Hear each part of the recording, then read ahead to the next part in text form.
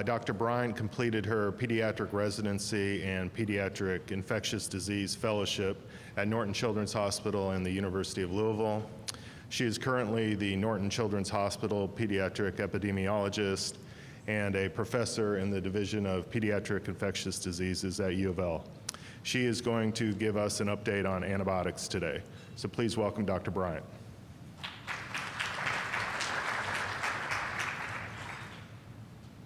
Good morning, everybody.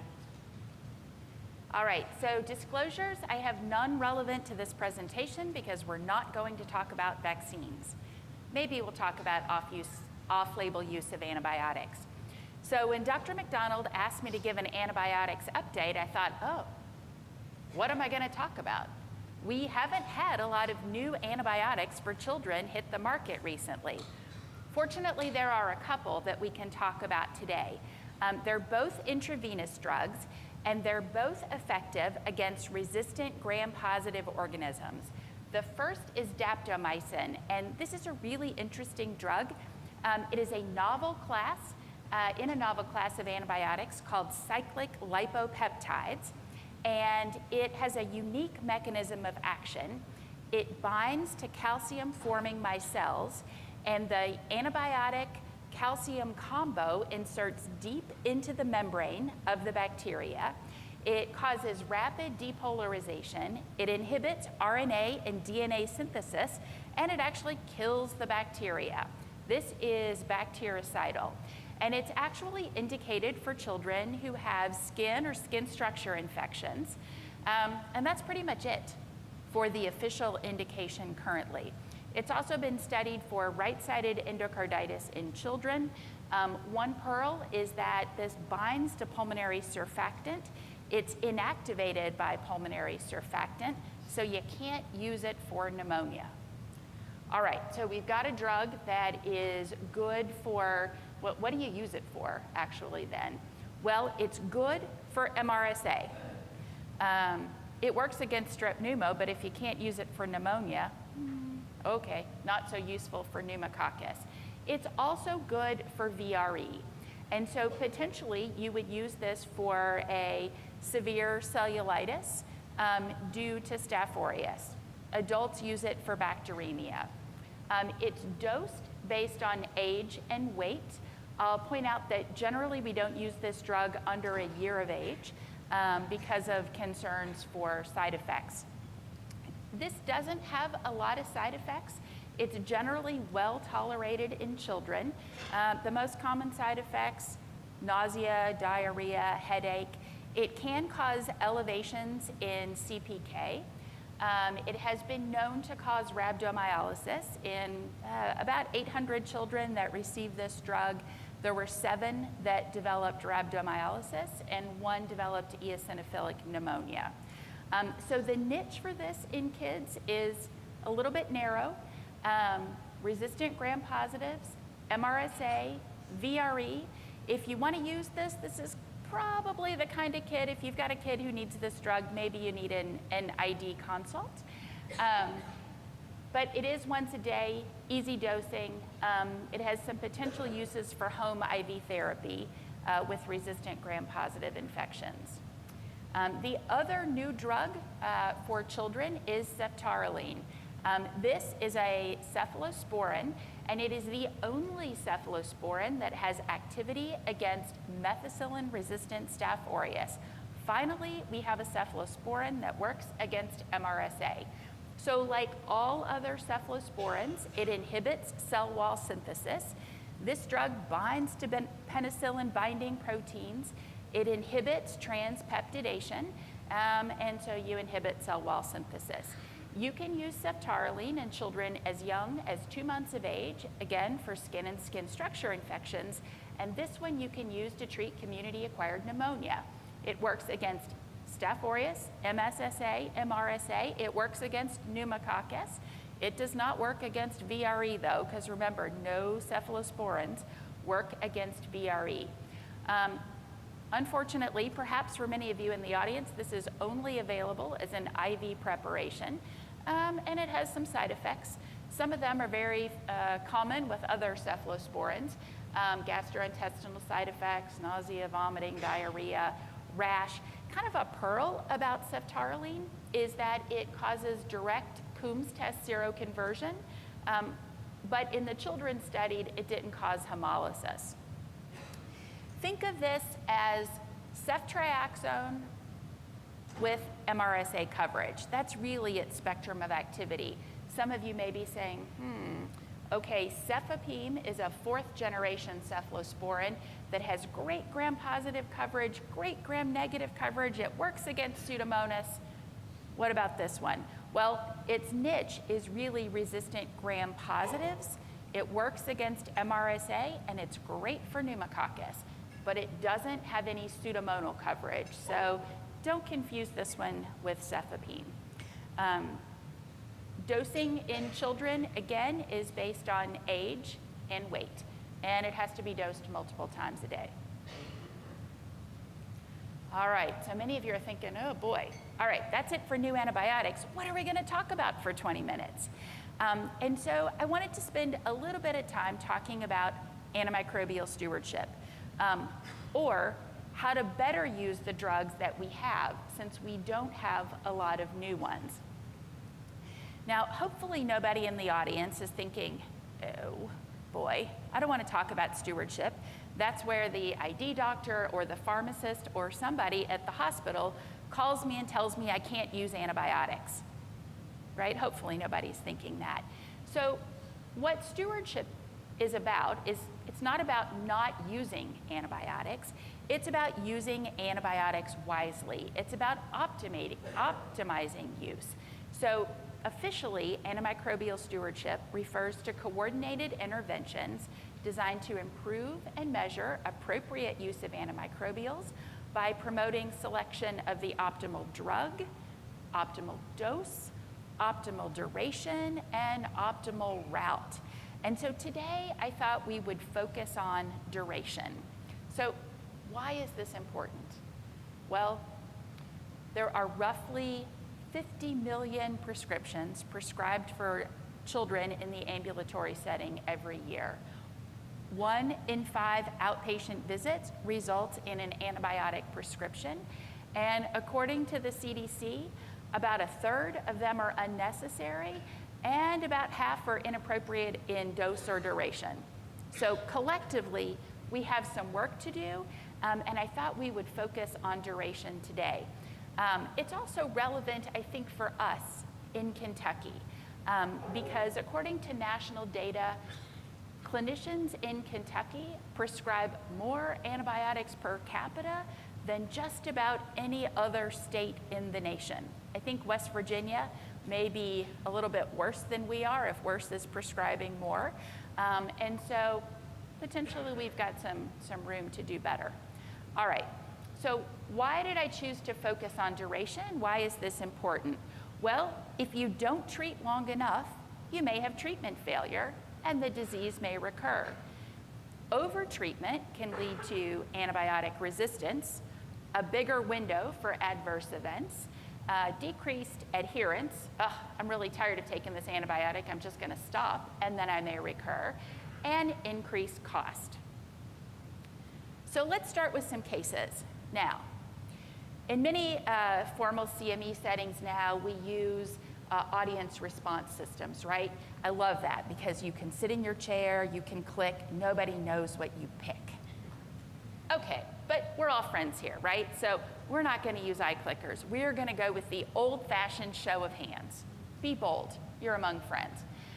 An 18-month-old is diagnosed with otitis media. So you've got a bulging eardrum, it's red, it's opaque. This is actually from Alejandra Hoberman and the AAP guidelines. So, otitis media, what do you prescribe? Who says amoxicillin for 5 days? Nobody. Who says azithromycin for 5 days? Okay. Nobody. You know, azithromycin just doesn't have great pneumococcal coverage, so it's not a stellar drug for otitis media. Amoxicillin for 10 days? All right, great. And ceftriaxone for 1 dose. That's tricky because it's not a 1-dose regimen, right? So everybody here is familiar with the AAP guidelines for the diagnosis and management of otitis media. It says, generally, we treat for 10 days. So 10 days is standard, and that's generally been extrapolated from studies of streptococcal pharyngitis. So for children younger than 2, we treat for 10 days, but a 7-day course may actually be just fine for children 2 years to 5 years of age. I won't ask for a show of hands about anybody who's using short course for 2 to 5-year-olds. But investigators questioned, well, okay, if we can do it for the 2 to 5-year-old, could we use a shorter course in younger children? And so investigators in Pittsburgh and actually in Bardstown, at Dr. Block's practice in Bardstown, looked at shortened antimicrobial treatment for acute otitis media in children. Nearly, just over 500 children were randomized to receive amoxiclav for 10 days or amoxiclav for 5 days, followed by 5 days of placebo. Some of the strengths of this trial, they used stringent criteria for the diagnosis of acute otitis media. All of the clinicians who enrolled children in the study were validated otoscopists. They used a severity of symptom scale validated for acute otitis media. So what did they find? Short course didn't work for younger children.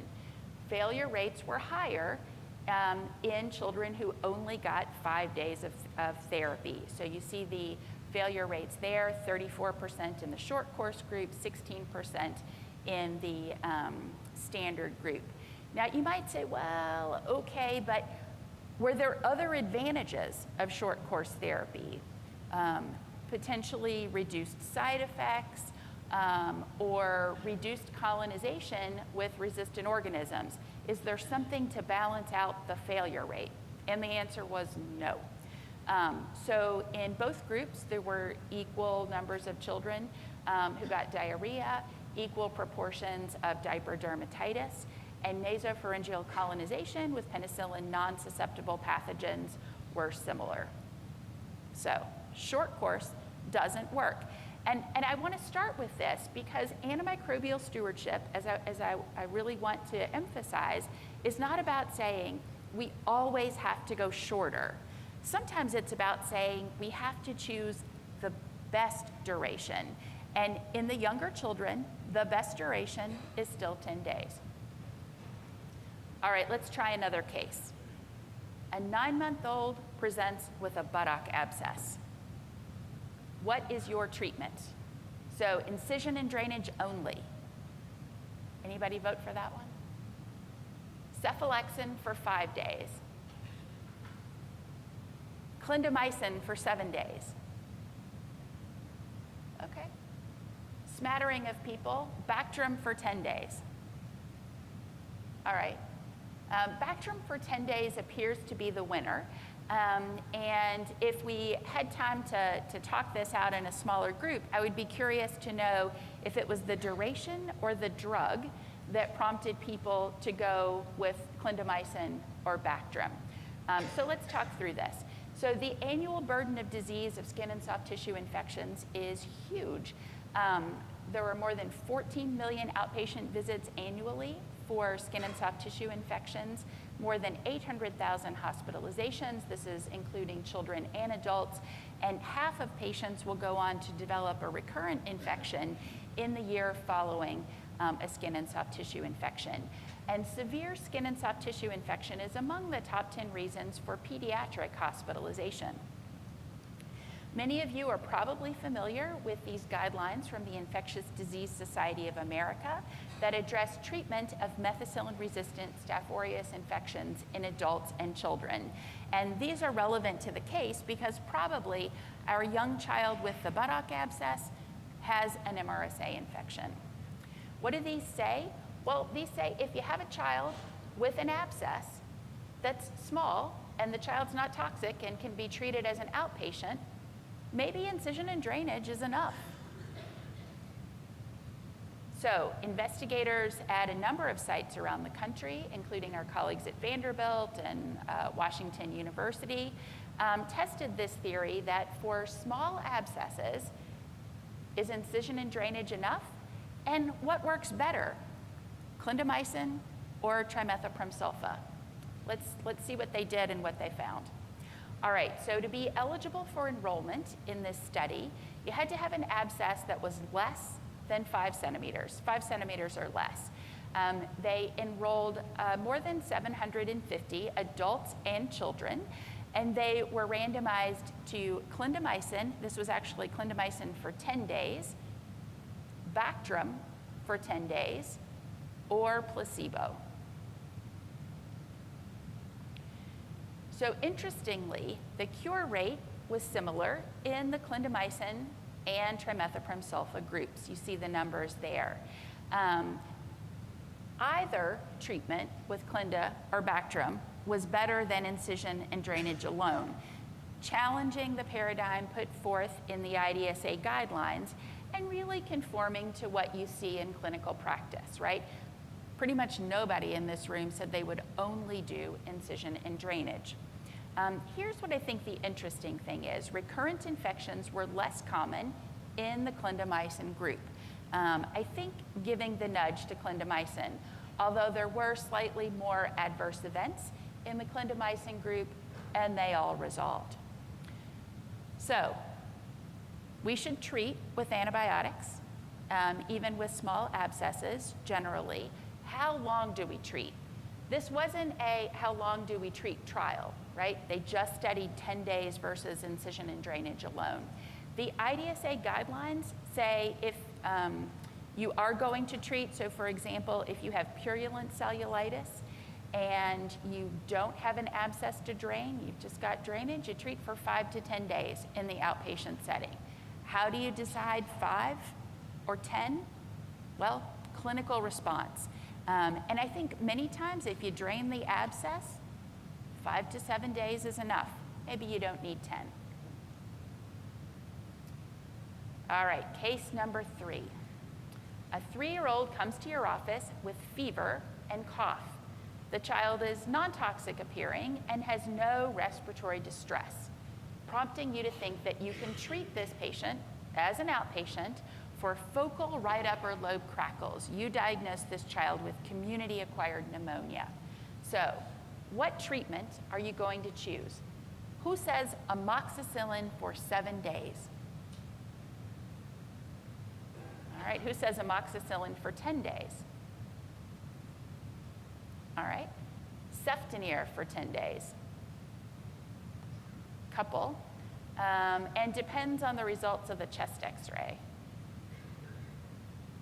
Okay, a few people said that. So I threw that in just as not a trick question, but just to remind people that if you've got an outpatient who looks pretty well, you're gonna treat him as an outpatient. You don't have to do a chest x-ray. Some of you who picked that option may be thinking, oh, okay, I wanna confirm the diagnosis of pneumonia. But chest x-ray, according to the guidelines, not necessary in an otherwise well-appearing outpatient. We do have guidelines for the management of community-acquired pneumonia. And what they say is that treatment courses of 10 days have been best studied, as probably indicated by the show of hands in this room.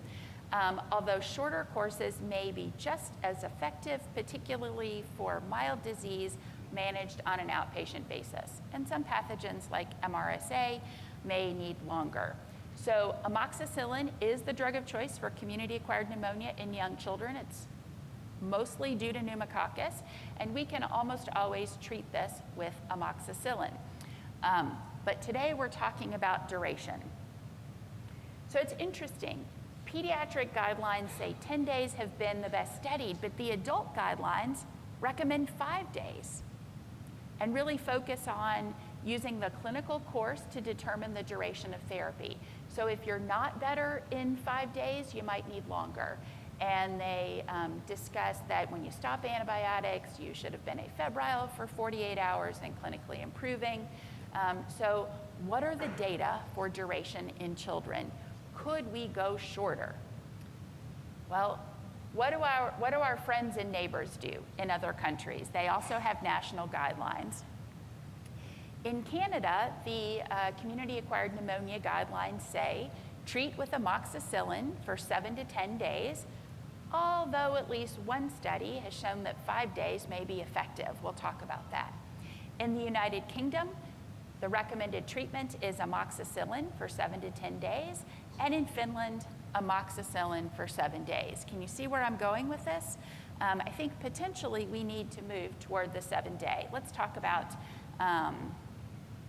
whether or not we have data. All right, so how long is long enough? This is the study referenced in the Canadian Community-Acquired Pneumonia Guidelines. And it was a double-blind, randomized, placebo-controlled trial that was conducted in Israel. There were 2 study arms, 3 days of treatment versus 10, and 5 days versus 10. Everybody got amoxicillin, high dose, divided in 3 daily doses. And the enrollment criteria were 6 months to 59 months. You had to have alveolar pneumonia on chest x-ray and other features that would point you toward bacterial pneumonia. So fever, elevated white count, it had to be community-acquired disease. This did not look at hospital-acquired pneumonia, and these were all children who were going to be treated as outpatients. This is a little bit of a complicated slide, but start on the left hand. Stage 1 was 3 days versus 10 days. And they only enrolled a small number of patients in this arm of the study. It didn't take long to figure out that 3 days didn't work. There was a high failure rate. Some of you say, mate, why 3 days? Well, 3 days has been pretty well studied in the developing world. But the criteria used in developing world studies are not very stringent for bacterial pneumonia.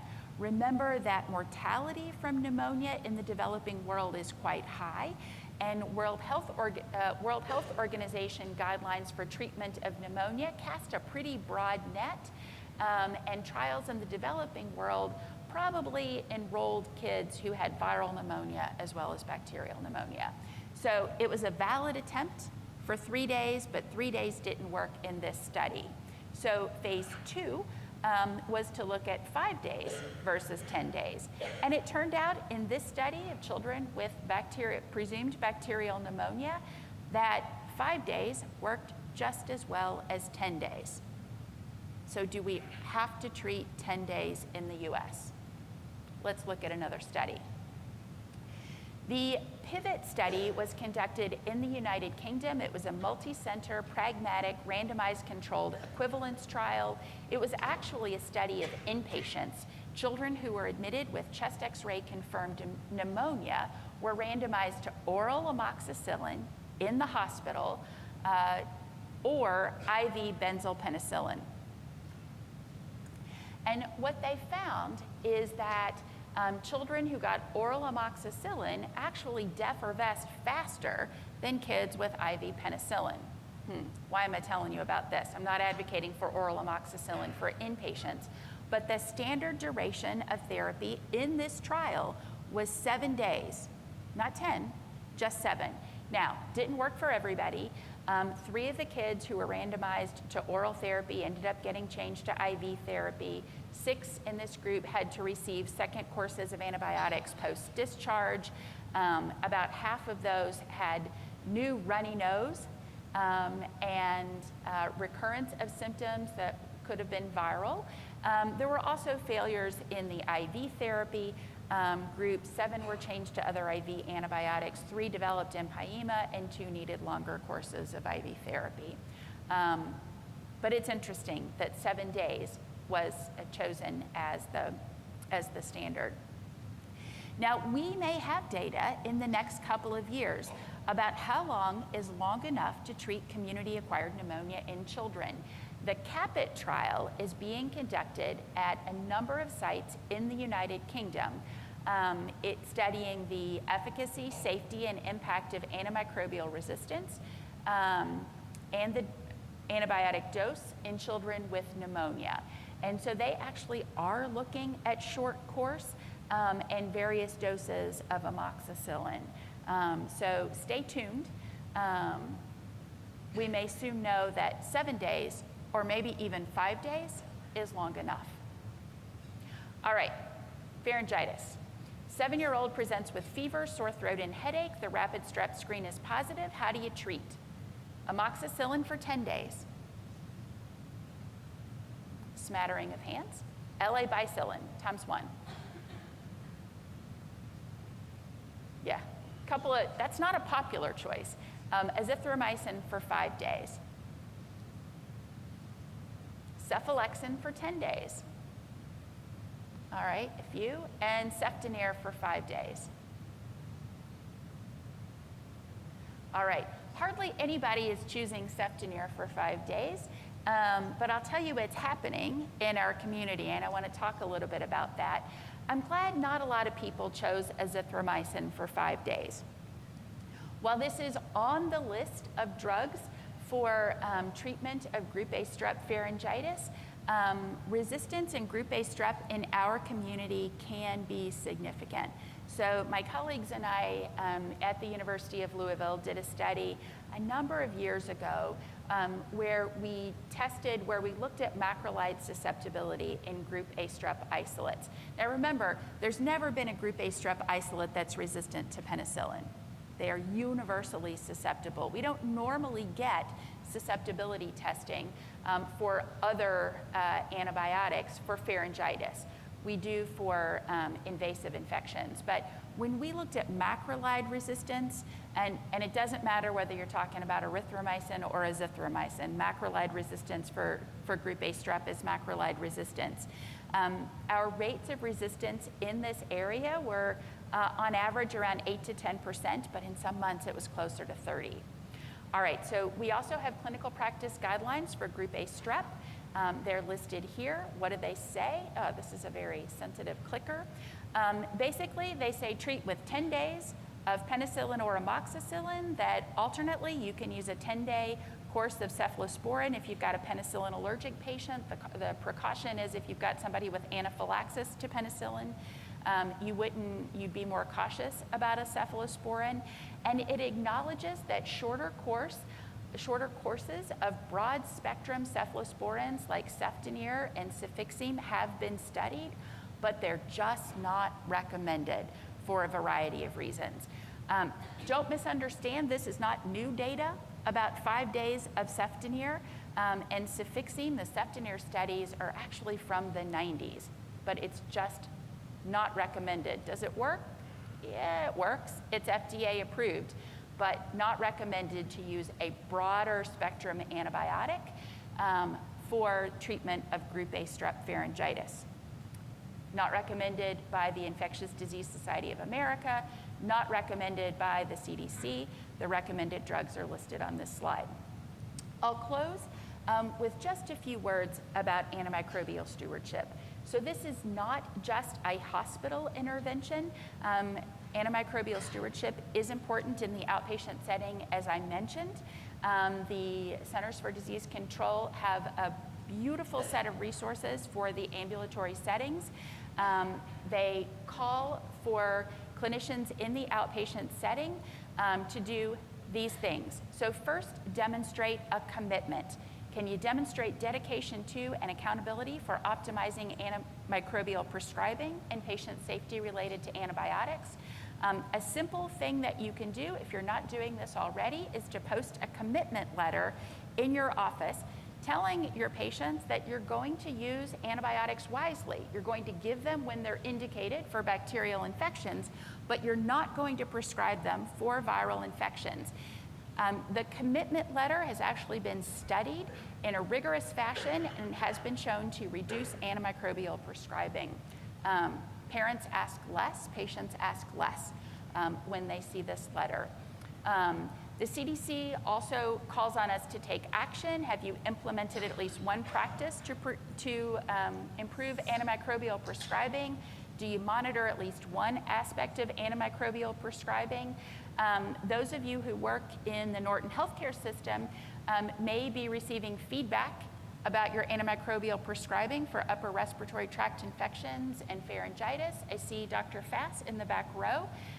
She implemented a project in the system to allow those of us who work in the outpatient setting in Norton Healthcare to receive feedback about this. And then in terms of the last one, reporting, do you provide education to parents? There are some terrific resources. I just give you the website for med.upenn.edu. They have great resources for parents, and every year they have an art contest for children to develop posters or other materials to promote healthy behaviors, including good use of antimicrobials. So I'll end there, and we might have time for one question.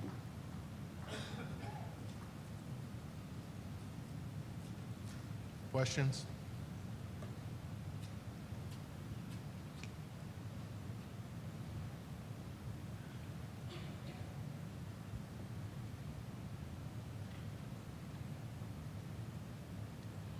With the Ceftonir treatments, I know that there's now the option for twice daily versus daily treatment. Given that, like all beta-lactams, it exhibits time-dependent killing, do you recommend once daily dosing of Ceftonir for otitis media or streptococcal pharyngitis? Or do you go with the old school twice daily, even though it's a little bit more burdensome? Yeah. So I don't ever recommend Ceftonir for pharyngitis. And really, so I probably wouldn't use once a day. I would do the old school twice a day if I were going to use Ceftonir. But remember, it's amoxicillin, and I'll tell you my go-to after amoxicillin is amoxiclav to get beta-lactamase producing organisms. We can probably talk about Ceftonir offline, but I think amoxiclav is a better choice for a variety of reasons, but good question. Anybody else?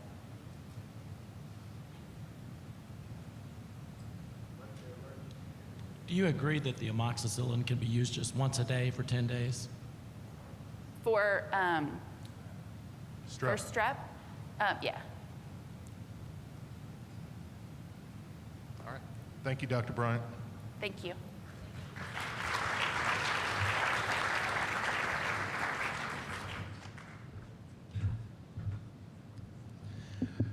Our next